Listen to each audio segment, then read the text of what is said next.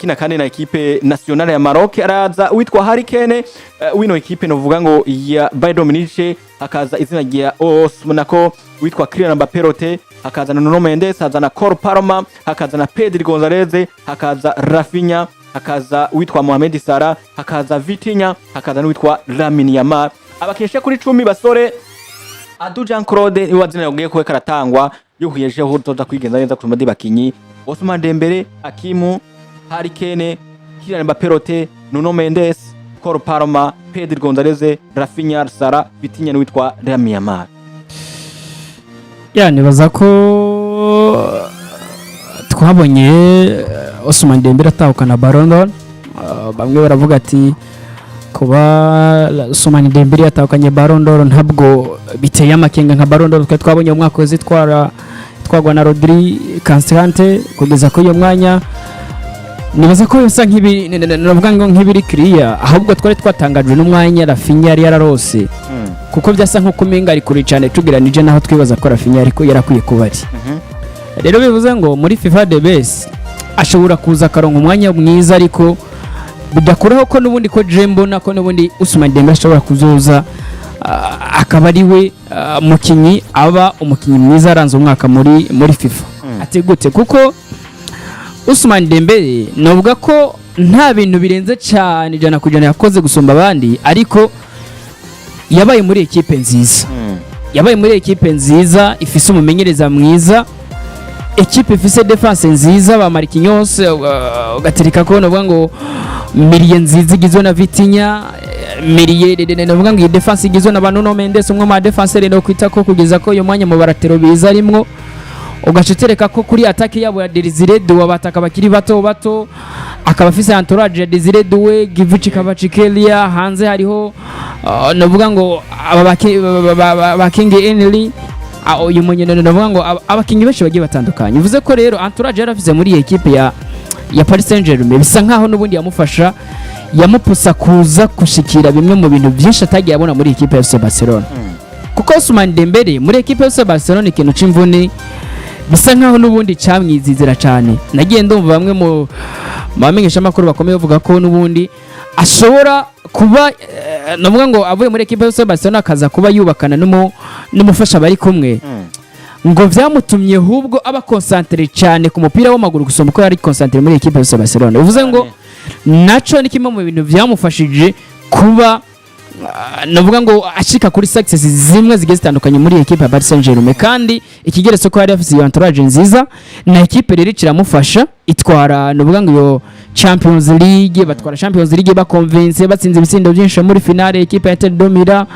bagiye muri Mondial de Club bakubitiwe finale, nivyo batsindiwe finale, ariko ukabona ngo equipe ya Paris Saint-Germain n'ubundi yari determiné. Uretse uyu mwaka bisa nkaho n'ubundi bagarutse mu isezo bisa nkaho equipe itameze neza. Weekend batsinze na equipe ya Bayern, muri championnat ntabwo bimeze neza, banafite n'imvune nyinshi.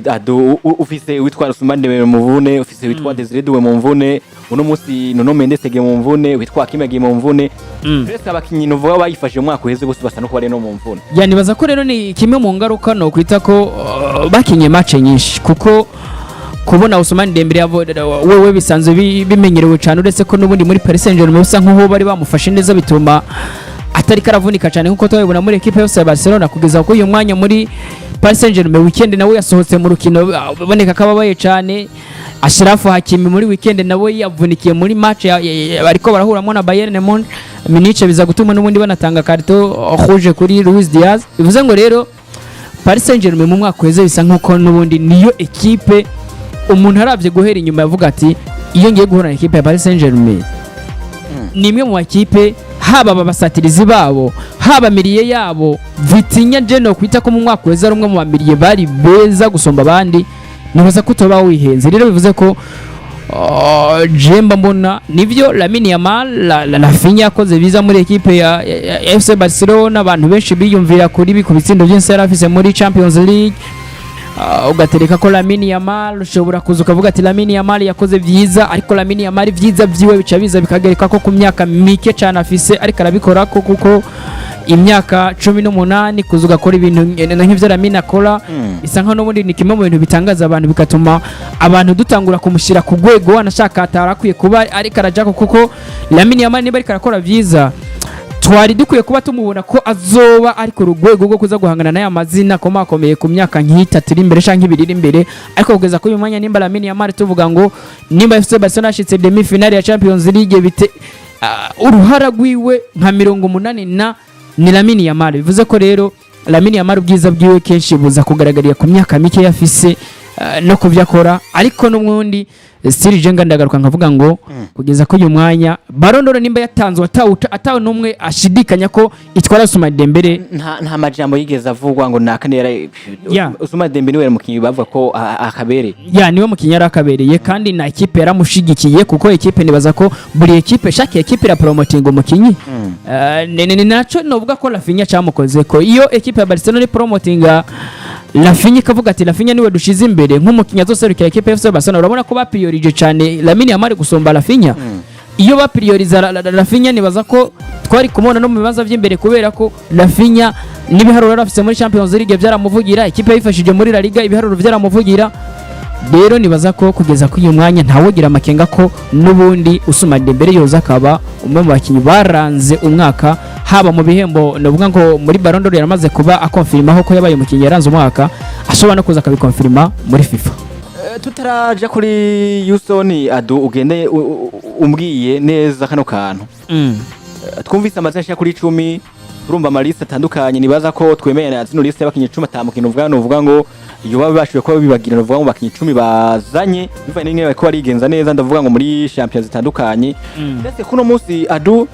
kumvise kwitwa Ousmane Dembele wo mukino uvuga ngo azoshobora gutwara kano gashimwe ka FIFA the best atakino kiza kugunda kuko twabonye banashaka nimba ari bushimwe kunda gutangwa bgatangwa mu mutekano mwiza ni FIFA the best. FIFA the best niyo nuvuga ngo ikunda gutangwa gatangwa neza kuko no mwaka weze tuyibuka ko akashimwe ka Ballon d'Or gatangwa na France Football awe novuga ngo witwa Rodri ariko gutanga agashimwe ka FIFA the best gatwara witwa Vinicius Junior kuno munsi kuna mazina tubona ko kuri 10 karava kuno munsi ubwo bwana Adu barakoze kubona izina rya Raphinha bishaka tuza kuribona ko Raphinha ashobora kuzana nuvuga mu bakinyi ni muri yuri basi muri batatu ba mbere kuko hazobaho bavuga ati Uwambere abaye naka wakaya ya gatatu cyangwa naka yabaye kuna kuriya ubwo barako tubona Raphinha ashobora kuza muri babiri cyangwa batatu baboneka kuri kano gashimwe ka FIFA the best canke tuza kuza tubona uko twabonye muri no mwaka uheze tubona abakinyi batandukanye tuvuga ngo no munsi naka yibonye muri bano bakinyi ubwaho uraza kubona bigenda gute bwana Adu ko twabonye muri equipe ya Barcelona bakunda guha agaciro gakomeye abakinyi ndavuga babo ndavuga witwa Lamine Yamal mu Espanyol ukaza yandi mazina atandukanye beshi barakunda kuvuga ko banashaka bavuga ati amajwi yari yatakaye ugasanga bayahaye umwe bayahaye Lamine Yamal bayahaye naka ibinyamakuru biko biramwandika na uno munsi juno mungu Raphinha ubuze kuribona muri babiri bameshe batatu ba mbere bwana Adu nibaza ko no mu mwaka no muri ubu bushimwe bwa France Football benshi twabona ko Raphinha n'ubundi azoba mu bakinyi nivyo umuntu yarabona ko atoba umukinyi wa mbere bivanye no ko equipe ya FC Barcelona taho yageze kure mu biharuro vyo muvuga ko equipe ya FC Barcelona igira finale sishidikanye ko n'ubundi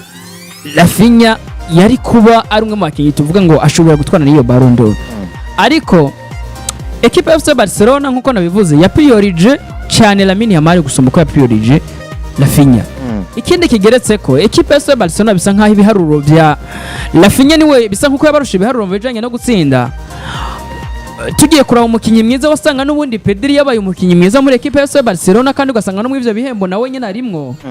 ugacugenda ukaraba Lamine Yamal nawe yabaye umukinyi mwiza muri equipe ya Barcelona ku myaka mikeya nawe ugasanga n'ubundi n'ibinyamakuru byinshi rimwe byaramuvugira haba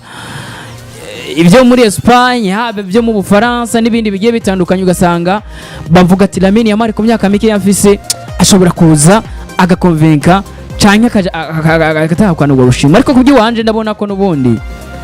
Jenisinzi ibiharuro byabayemwe mu mwaka muri seziheze yego Ousmane Dembele bivanye nuko equipe yiwe yageze kure hashoboka niwe kubyo wanje nubundi abereye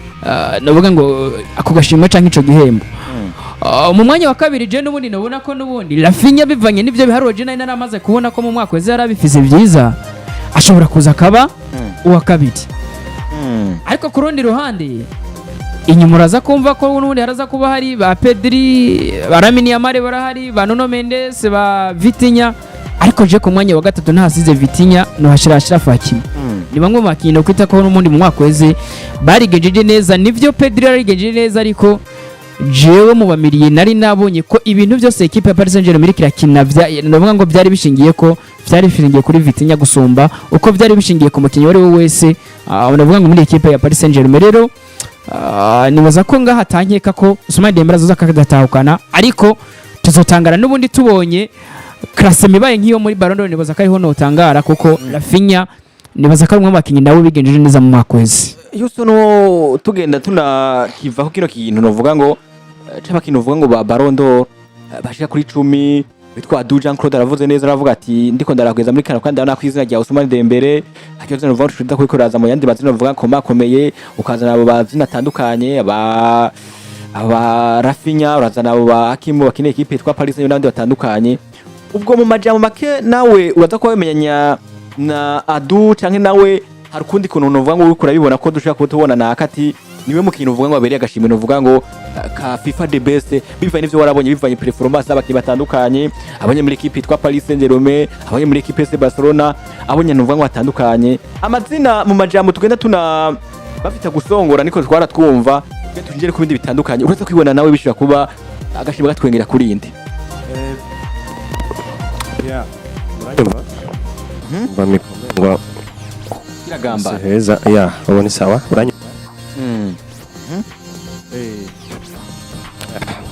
Tuna musini hatari ikibazo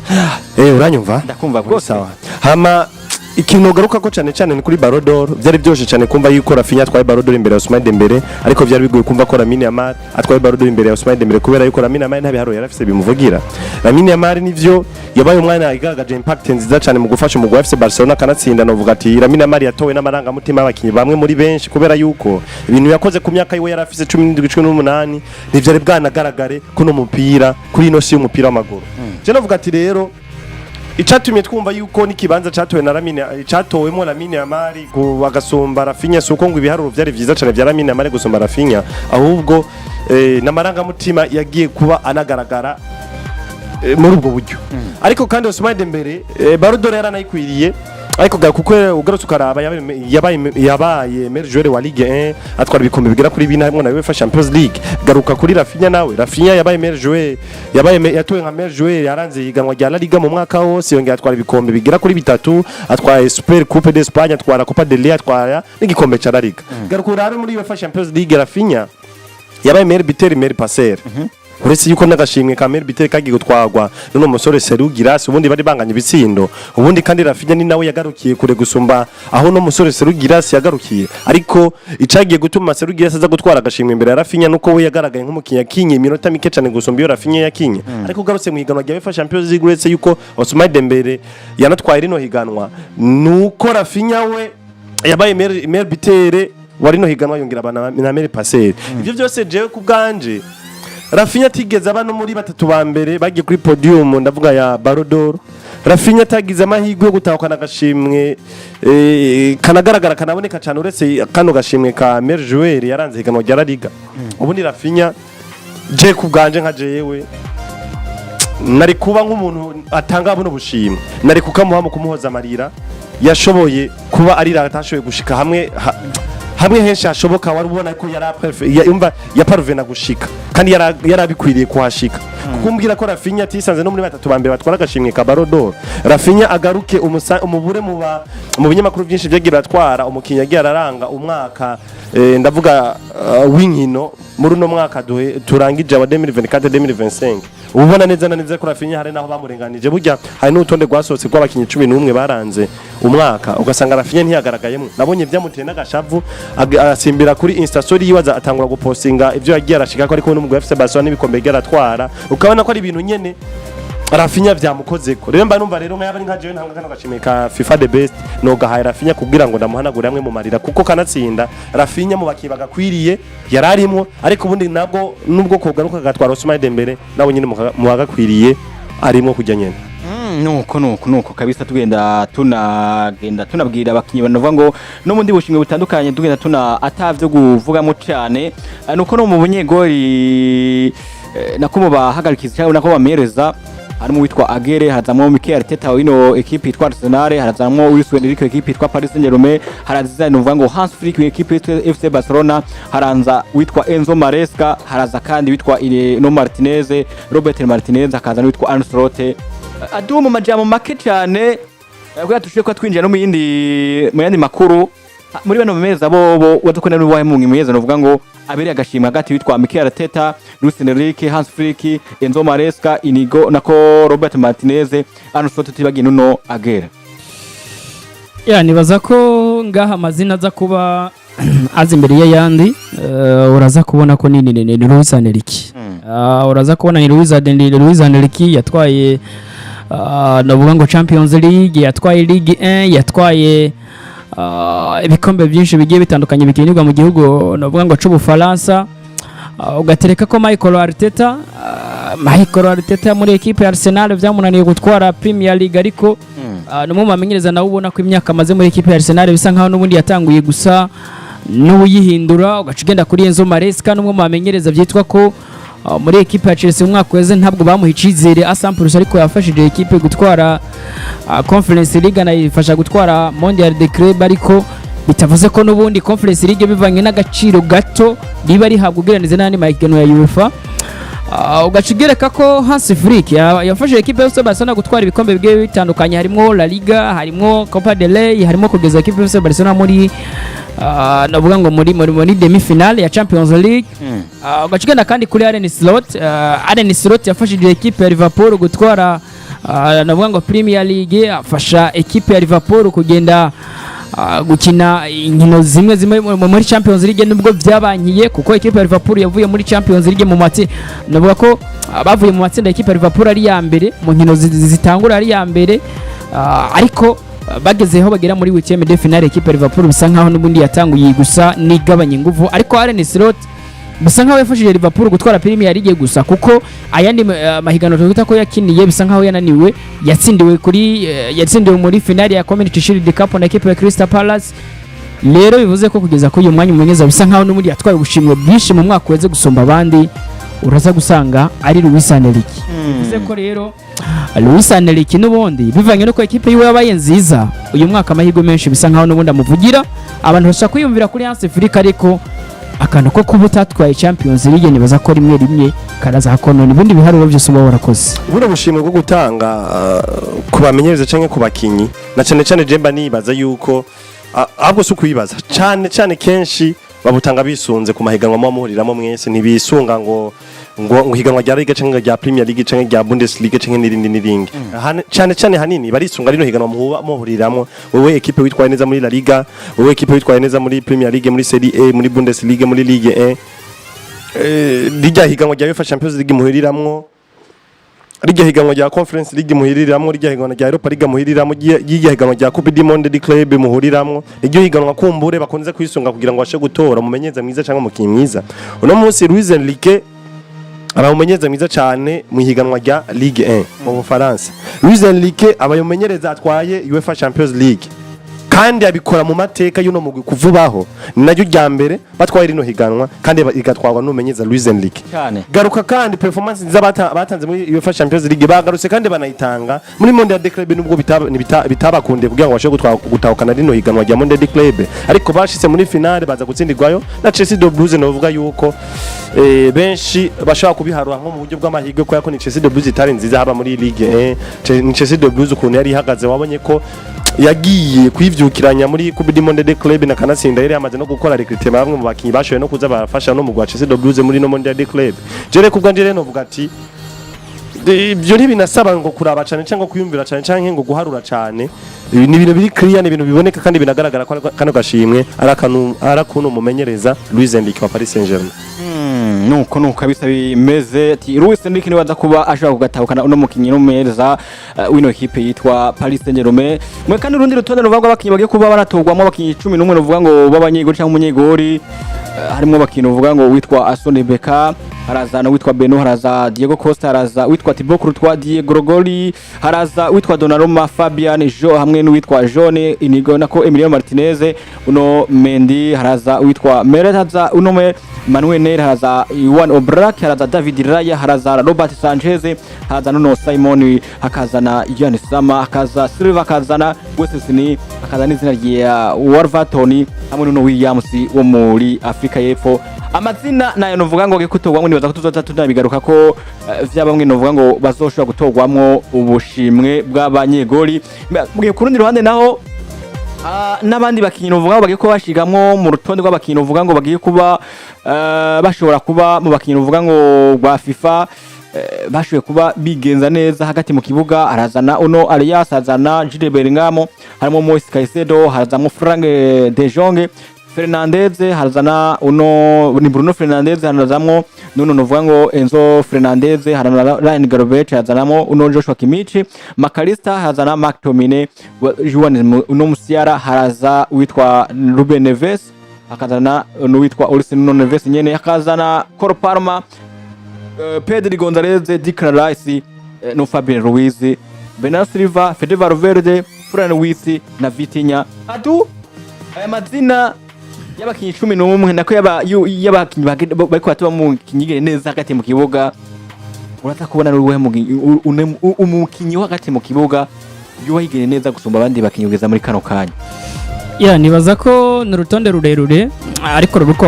abakinyi twakwita ko n'ubundi bigenjeje neza mu makipe yabo, ariko n'ubundi ndagaruka nkaraba ugaca usanga n'ubundi amazina bisa nkaho ari domina gusumba yandi. Ni Vitinha, ni Pedri hamwe na Moise Caicedo, kuko nk'aba ba John Arias avuye muri ekipe ya John Arias ari muri ekipe ya Wolverhampton, yaje ava muri Brazil. Twamuboniye muri Mondial de Club yigaragaza muri aya makipe yo muri Brazil. Bivuze ngo rero hagati mu kibuga uraza kubona ko Vitinha n'ubundi ni waza kuba ari domina bivanye n'ibiharuro byiza vya ekipe ya Paris Saint-Germain ifise, ariko Pedri nawe uraza kuba ari ngaho kubera ko n'ubundi ekipe ya Barcelona bujya mu mwaka weze kuba yarageze demi finale, navyo ni kimwe mu bintu bishobora kuza bikabavugira. Fede Valverde nta kintu ekipe ya Real Madrid yakoze muri Champions League cotuma kimuvugira. Bruno navuga ngo Bernardo Silva ekipe ya Manchester City nayo mu mwaka weze ntabwo yari nziza, uretse uyu mwaka bisa nkaho no muri Rekiri de Bruyne, Cole Palmer nivyo yabaye umukinyi mwiza, ariko mba mbona ko n'ubundi mwaba Miliatoza ngabemo. Frenkie de Jong yabaye mwiza, ariko ubwiza bwiwe bisa nkuko n'ubundi waba uri munsi ya Pedri canke Vitinha canke Moise Caicedo. Bruno Fernandes yabaye mwiza muri ekipe ya Manchester United ndetse no kugeza n'ubundi mu makinyi mwiza muri ekipe ya Manchester United, ariko novuga ko yoba arusha ibiharuro Vitinha yagize mu mwaka uheze muri sezi heze. Ugacuja kuri Gravenberch no mu miliye beza, je novuga ko muri Premier League kugeza ko uyu mwanya ifise, ariko ntabwo yabaye mwiza canke yafashije ekipe kugera kuri muri navuga ngo muri mu mahiganwa ya UEFA. Bivuze ko rero iyi miliye n'ubundi uraza gusanga idominwa na Vitinha, kuko abandi bose haba Bernardo Silva Manchester City, haba Florian Wirtz, haba navuga ngo Declan Rice wa ekipe ya Arsenal, nivyo twamubonye yigaragaza ku rukino rwa navuga ngo ekipe ya Arsenal yahuye na ekipe ya Real Madrid, ariko ibiharuro byabo byose abamiriza gusanga biri munsi ya Vitinha, Pedri na Moise Caicedo. Nibaza ko je kubganje wowe uravuga ati Pedri, mba mbona ko Vitinha yoba na nimero ya mbere, Pedri akaba nimero ya kabiri, mu gihe Moise Caicedo yoba nka nimero ya gatatu, ariko abandi bokurikira kuko bose ibiharuro byabo bisa nkaho n'ubundi biri munsi yabo mvuze. Nibaza ko muri bano bakinyi nkuko bivuze bavuze ko ari miliye nyene Romeye miliye, kuvuga ngo ni batatu babakina hagati mu kibuga. Bako nkuko bivuze ushobora kuzana nka Pedri, ukazana izina rya Vitinha, ukazana Moise Caicedo. Kuko umuntu ashaka karavugwa ugomwe gupanga miliye kuko bariko badusaba mediane nziza. Mugiye ku ruhande Houston naho attack canke nako kuri attack novuga nayo abakinyi bashobora kuba bariko batogwamo abakinyi beza. Arazana witwa uno ni Dawasiri akina mu Bwongereza ari Dawasiri, witwa Barcola, witwa Ousmane Dembele, Desire Doué, zana uno Sergio Girassi, zana Victor Gyokeres, Erling Haaland, uno Ernike, akazanamwo Alexander Isak, Harry Kane, no Kivica Kvaratskhelia, zana Robert Lewandowski, kazanamwo uno Martinez, Lautaro Martinez, Kylian Mbappé Rote, Lionel Messi nawe ni makinyi nawe narimwo, Pedro akazana uno Raphinha, akazamwo uno Lotegi, akazanamwo Cristiano Ronaldo, Mohamed Salah, Vinicius Junior na LAMINE. Mu mazina y'abakinyi 11 bariko baraterekamwo abitsemwe abakinyi babiri batakina ku mugana w'Uburaya. Uwitwa Lionel Messi na Arda Wasari wa Al Hilal. Uyu ni wa Al Hilal. Okay, murakoze. Hamwe n'uwitwa Cristiano Ronaldo. Batatu beza wewe wopanga kuri attaque bwana Yusoni ubanza kubona yinde nande. Abakinyi babasatirize. Ariko batatu beza baranaboneka baranagaragara kubera yuko harimo na cyane cyane abakinyi ba Paris Saint-Germain bitwaye neza cyane atake ya Paris Saint-Germain yanatwaye n'ibikombe bitari bike kandi binagaragara byo ku mugabane w'Uburaya harimo na UEFA Champions League bagashika no muri finale ya Mondial de Club kandi muri atake nyene Paris Saint-Germain ya Paris Saint-Germain ni nayo nyene irimo umukinyi yanatwaye agashimwe ka Ballon d'Or urumva ngaho ugutora Uwambere biba bisa nk'ibiba nk'urubanza rwagwiciye ariko kandi kanatsinda harimo na za attaque novuga ati twamenyereye cyane twanakunze cyane mu myaka irenga 10 mu mupira w'amaguru mw'isi y'umupira w'amaguru ndavuga ati igizwe na CR7 Cristiano Ronaldo Mababa canke Lionel Messi rapurga ku Citinya ariko muri rusango no munsi bakibarizwa hanze y'umugabane wa Buraya umwe abarizwa muri Amerika undi akabarizwa muri Arabia Saudite nivyo baratanze byinshi cyane binashoboka ariko biragoye cyane ko bazana imbere y'abantu bana ba Ousmane Dembele ba Erling Brot Haaland ba Victor Gyökeres batsinze ibitsindo byinshi cyane muri Sporting Portugal ba Lamine Yamal bakora ibishoboka byose bagashikana ama equipe yabo mu mafinale ama equipe serukira bihugu mu mafinale y'ama Ligue des Nations harimo ba Serugira Sebastian ibitsindo byinshi mu UEFA Champions League ba Harry Kane ba Isaac ba Kylian Mbappé Rote bafite ibitsindo byinshi bariko no gutahukana agashimwe ka Soulier d'Or je ku bwanje rero batatu ba mbere mbona no shobora gutora muri runo rutonde rwashoboye kuba runasohoka nka attaque nziza cyane yaranze umwaka ubwa mbere na mbere je notora Ousmane Dembele meje gutora Ousmane Dembele aho nisunze ibiharo yashitseko ndetse n'ibiharo umugwi wiwe washitseko muri rusange hanyuma nkacanza nkumva yuko notora umukinyi Rafael Luis Diaz Beloli wa FC Barcelona hama nkakurikiza umukinyi yitwa Kylian Mbappé Rote uvuga ngo witwa Raphinha Ousmane Dembele Kylian Mbappé Rote uvuga ngo witwa LAMINE Yamal muri go rutonde 11 ntabwo ari sinomushaka batatu ntabwo aje nta maranga mutima nshimye gukoresha ibiharo vy'umukinyi umwe na impact yashobora kugaragara mu kibuga nivyo Lamine Yamal n'umwana yavuze ko FC Barcelona itwaye neza afise ivyo yafashije byinshi no mu FC Barcelona ariko Raphinha nawe yabaye nka grand joueur wa FC Barcelona mu gihe Lamine Yamal nawe yabaye meilleur joueur wa FC Barcelona rero ku bwanje rero mba numva yuko maze gutora Ousmane Dembele yabaye nka meilleur joueur wa Paris Saint-Germain numva ko no kongera ko aba grand joueur bagira kuri babiri Kylian Mbappé Rote ndetse na Rafael Luis Diaz Beloli wa FC Barcelona kanatsinda n'ibiharo ni byiza cyane yabaye meilleur buteur wa UEFA Champions League ngaba na meilleur passeur wa UEFA Champions League afasha n'umugwi wa FC Barcelona kwikura muri situation zimwe zigoye abenshi baramwibuka bahora n'umugwi wa Benfica batsinzwe cyane bishoboka kwa Raphinha ikarafasha umugwi FC Barcelona batanakwiye ari nusu igice baza kuronka ibitsindo bigera kuri 5 ku bitsindo vyiza cyane vya Raphinha baza guhurana n'umugwi wa Bayern Munich wari waragoye cyane umugwi wa FC Barcelona imyaka myinshi cyane Bayern Munich yibasira umugwi wa FC Barcelona ariko FC Barcelona baza gutsinda n'umugwi wa Bayern Munich harimo na hat-trick ya Rafael Luis Diaz Beloli je novuga ati rero muri rusangi Raphinha mbona nk'umukinyi no shira imbere cyane Lamine Yamal gusumba Lamine Yamal nuko kabisa bimeze ivyo mu bushimiro uvuga ngo ko yatogwa ariko tuva hano tusimbira